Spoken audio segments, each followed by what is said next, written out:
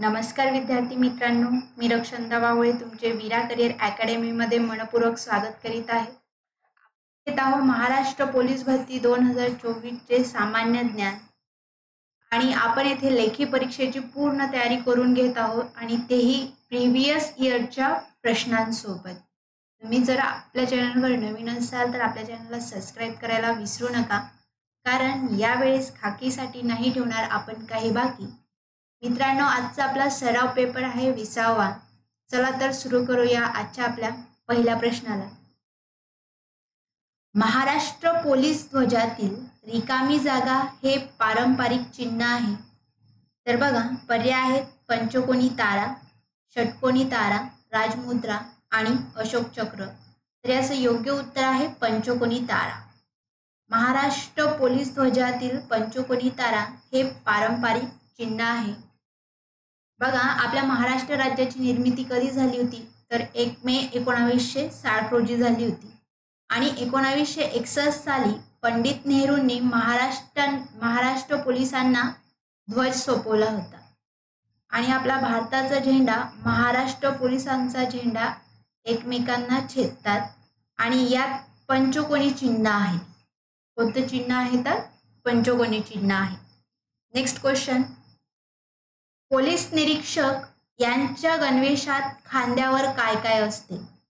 तर याचं मी तुम्हाला डायरेक्ट उत्तर सांगते. याचं योग्य उत्तर आहे पर्याय क्रमांक 2.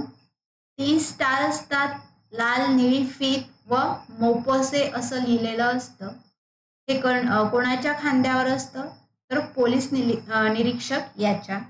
तर बघा मित्रांनो, पोलीस उपनिरीक्षक यांच्या खांद्यावर 2 स्टार, लाल निळी फीत व मोपोसे असं लिहिलेलं असतं आणि सहाय्यक पोलीस निरीक्षक यांच्या खांद्यावर काय असतं तर 3 स्टार असतात, लाल फीत असते आणि मोपोसे असं लिहिलेलं असतं. हे सहाय्यक पोलीस निरीक्षक यांच्या खांद्यावर असतं. Next question. जाती निर्मूलन संदर्भात एक गाव एक पानवठा ही चळवळ कोणी सुरू केली? तर पर्याय बघा, बाबा आढाव, बाबा आमटे, सेनापती बापट आणि विनोबा भावे. तर याचं योग्य उत्तर आहे पर्याय क्रमांक 1. बाबा आढाव यांनी जाती निर्मूलन संदर्भात एक गाव एक पानवठा ही चळवळ सुरू केली होती आणि 1970च्या दशकामध्ये बाबा आढाव हे पुणे महानगरपालिकेचे नगरसेवक होते. Next question. ऑपरेशन मुस्कान काय आहे? तर याचं योग्य उत्तर आहे पर्याय क्रमांक 4. हरविलेल्या बालकांचा शोध घेणे म्हणजेच काय तर ऑपरेशन मुस्कान आहे. मुंबई पोलिसांच्या वतीने 1 जून 2022 पासून सुमारे महिनाभर ऑपरेशन मुस्कान राबवण्यात आलेले होते. कशासाठी तर हरवलेल्या बालकांचा शोध घेण्यासाठी. Next question. तिसऱ्या पानिपत युद्धात मराठ्याचे कोणी नेतृत्व केले? पर्याय आहेत सदाशिवराव पेशवे, माधवराव पेशवे, बाळाजी विश्वनाथ, यशवंतराव होळकर. तर याचं योग्य उत्तर आहे पर्याय क्रमांक 1. सदाशिवराव पेशवे.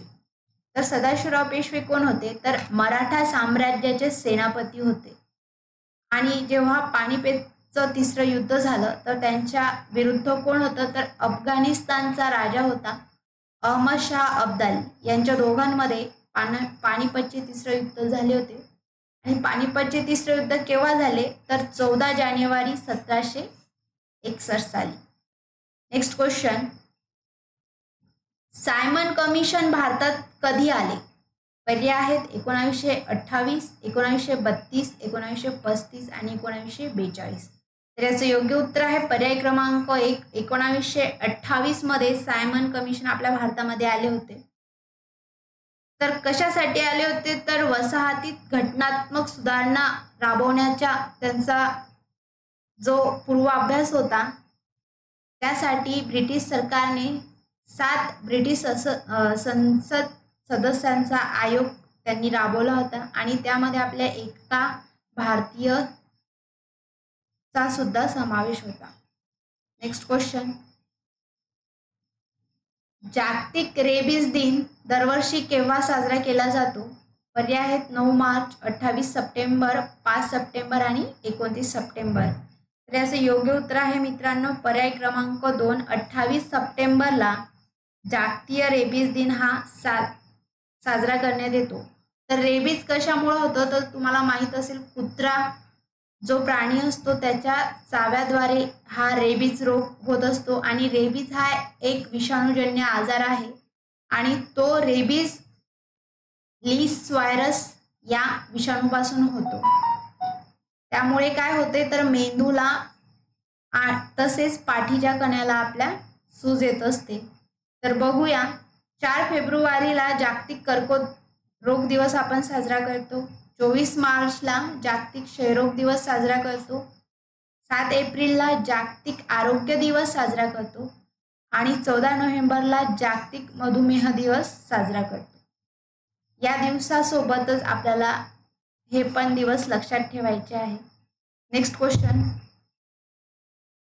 सविनय कायदेभंग चळवळीचा कालावधी आहे तर कोणता आहे? पर्याय आहेत 1942 ते 46, 1930 ते 34, 1919 ते 24, 1920 ते 22. तर याचं योग्य उत्तर आहे 1930 ते 34 हा सविनय कायदेभंग चळवळीचा कालावधी आहे. बघा, 14 फेब्रुवारी 1930 रोजी महात्मा गांधीजींनी भारतीय जनतेस सविनय कायदेभंगाचा आदेश दिला होता. त्यानंतर एप्रिल 1930 मध्ये त्यांनी दांडी समुद्र किनाऱ्यावर गांधीजींनी मिठाचा कायदा मोडून सविनय कायदेभंगाची चळवळ सुरुवात केली होती आणि एप्रिल 1934 मध्ये सविनय कायदेभंगाची चळवळ त्यांनी पूर्णतः मागे घेतली होती. नेक्स्ट क्वेश्चन, वाशिम जिल्ह्याची निर्मिती कधी झाली? तर याचं योग्य उत्तर आहे पर्याय क्रमांक 1 जुलै 1998 रोजी आपल्या वाशिम जिल्ह्याची निर्मिती झाली होती आणि याच दिवशी अजून एका जिल्ह्याची सुद्धा निर्मिती झाली होती, तर तो जिल्हा होता नंदुरबार. आणि कोणत्या जिल्ह्यातून निर्मिती झाली होती याची? तर धुळे जिल्ह्यात. आणि आपल्या वाशिम जिल्ह्याची निर्मिती कोणत्या जिल्ह्यातून झालेली आहे? तर अकोला. नेक्स्ट क्वेश्चन, हिऱ्यांचे शहर म्हणून दक्षिण आफ्रिकेतील कोणत्या शहरास ओळखले जाते? पर्याय आहेत जोहान्सबर्ग, किम्बेले, केपटाऊन यापैकी नाही. तर याचं योग्य उत्तर आहे पर्याय क्रमांक 2 किम्बेले याला हिऱ्यांचे शहर म्हणून दक्षिण आफ्रिकेतील शहरास ओळखले जाते आणि हा देश आफ्रिका खंडामध्ये आहे. दक्षिण आफ्रिका हा आफ्रिका खंडामध्ये आहे. नेक्स्ट क्वेश्चन, राजकोषीय तूट म्हणजे काय? तर याचं योग्य उत्तर आहे पर्याय क्रमांक 3 सरकारवर कर्ज निर्माण करणारे जमा. तर बघा, राजकोषीय तुटीलाच आपण वित्तीय तूट असे म्हणतो आणि राजकोषीय तूट म्हणजेच सरकार आपल्याला एकूण उत्पन्नापेक्षा किती जास्त खर्च करीत आहेत ती रक्कम होय. नेक्स्ट क्वेश्चन, भीम या ॲपचे पूर्ण नाव काय? तर याचे योग्य उत्तर आहे पर्याय क्रमांक 1 भारत इंटरफेस फॉर मनी. हे भीम ॲपचे पूर्ण नाव आहे आणि हे नॅशनल पेमेंट कॉर्पोरेशन ऑफ इंडियाने मोबाईलसाठी विकसित केलेले ॲप आहे. नेक्स्ट क्वेश्चन, गारो, खासी, जैतिया या टेकड्या खालीलपैकी कोणत्या राज्यात आहे? पर्याय आहेत आसाम, नागालँड, मिझोरम, मेघालय. तर याचं योग्य उत्तर आहे पर्याय क्रमांक 4 मेघालय. नेक्स्ट क्वेश्चन, समुद्र सपाटीपासून माउंट एव्हरेस्ट या पर्वत शिखराची उंची किती आहे? तर याचं योग्य उत्तर आहे पर्याय क्रमांक 4 8,848 मीटर ही माउंट एव्हरेस्ट शिखराची उंची आहे. तर बघा, हे शिखर नेपाळमध्ये आहे आणि आपल्या भारतातील सर्वोच्च शिखर K2 म्हणजेच गॉडविन ऑस्टिन याची उंची किती आहे तर 8611 मीटर आहे. नेक्स्ट क्वेश्चन, भारताच्या राष्ट्रपतींना पद व गोपनीयतेची शपथ कोण देतात? पर्याय आहे उपराष्ट्रपती, पंतप्रधान, सरन्यायाधीश आणि महान्यायवादी.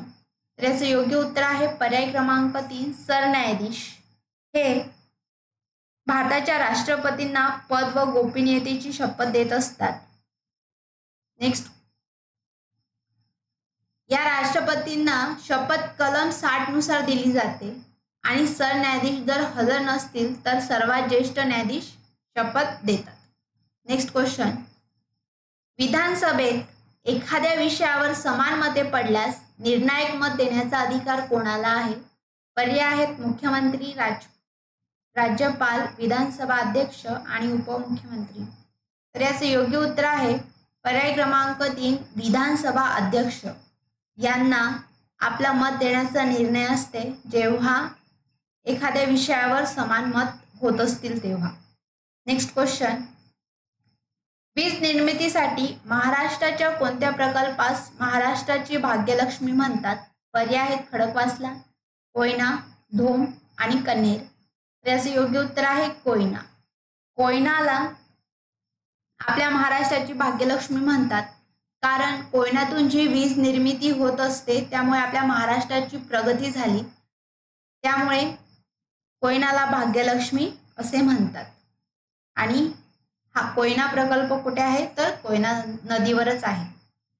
नेक्स्ट क्वेश्चन, गोबर गॅस संयंत्रणातून कोणता वायू तयार होतो?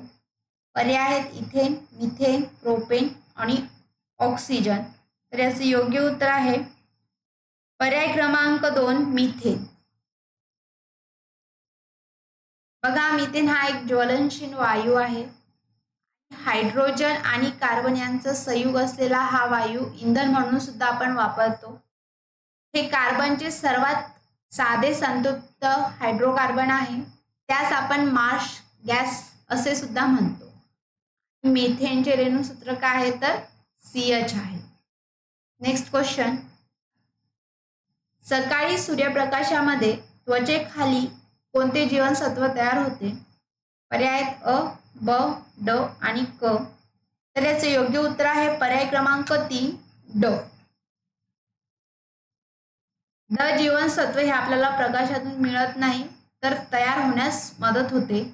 आपल्या त्वचेखाली इंग्रेस्टेरॉल याच्यावर काय बरं असतं तर सूर्यप्रकाश पडतो आणि यामधून जीवनसत्व ड तयार होते, त्यामुळे आपले हाडे बळकट होतात. नेक्स्ट क्वेश्चन, भोपाळ वायू दुर्घटनेत कोणता वायू बाहेर पडला? तर याचे योग्य उत्तर आहे पर्याय क्रमांक 3 मिथिल आयसोसायनेट. हा वायू भोपाळ वायू दुर्घटनेमध्ये बाहेर पडला आहे. तर बघा, ही घटना 2 डिसेंबर 1984 रोजी युनियन कार्बाइड या कारखान्यात वायूच्या गळतीमुळे झाली होती आणि खूप मोठी दुर्घटना झाली होती मित्रांनो. यावर एक वेब सिरीज सुद्धा बनलेली आहे, ते सुद्धा तुम्ही बघू शकता. महिला कसोटी क्रिकेटमध्ये सर्वात वेगवान द्विशतक करण्याचा विक्रम कोणी केला? तर याचे योग्य उत्तर आहे पर्याय क्रमांक 1 शेफाली वर्मा यांनी महिला कसोटी क्रिकेटमध्ये सर्वात वेगवान द्विशतक करण्याचा विक्रम केला. तर भारत विरुद्ध दक्षिण आफ्रिका ही त्यांची मॅच होती आणि ही मॅच कोणत्या मैदानावर झाली होती तर MA चिदंबरम मैदान, यालाच आपण चेपॉक मैदान म्हणतो आणि ते कुठे आहे तर चेन्नईमध्ये आहे. Next question, T20 world cup 2024च्या सदिच्छा दूतपदी ICCने भारताच्या कोणत्या माजी क्रिकेट खेळाडूची निवड केली होती? पर्याय आहे सचिन तेंडुलकर, कपिल देव, महेंद्रसिंग धोनी आणि युवराज सिंग. तर याचे योग्य उत्तर आहे पर्याय क्रमांक 4 युवराज सिंग यांची निवड केली होती. नेक्स्ट क्वेश्चन, T20 विश्वचषक 2024 कोठे आयोजित करण्यात आला होता? पर्याय दक्षिण आफ्रिका, युनायटेड किंगडम, USA आणि वेस्ट इंडिज आणि भारत. तर याचं योग्य उत्तर आहे पर्याय क्रमांक 3 USA आणि वेस्ट इंडिज. इथे T20 विश्वचषक 2024 आयोजित करण्यात आला होता. नेक्स्ट क्वेश्चन, T20 विश्वचषक स्पर्धेत प्लेयर ऑफ द सिरीज किताब कोणाला मिळाला? पर्याय आहेत विराट कोहली, रोहित शर्मा, सूर्यकुमार यादव, जसप्रीत बुमराह. तर याचं योग्य उत्तर आहे पर्याय क्रमांक 4 जसप्रीत बुमराह यांना प्लेयर ऑफ द सिरीज हा किताब मिळाला होता T20 विश्वचषक स्पर्धेमध्ये. नेक्स्ट क्वेश्चन, T20 विश्वचषक स्पर्धेत सर्वाधिक विकेट कोणत्या खेळाडूने घेतल्या? पर्याय आहेत जसप्रीत बुमराह, अर्शदीप सिंग, हार्दिक पांड्या आणि फजलक फारुकी.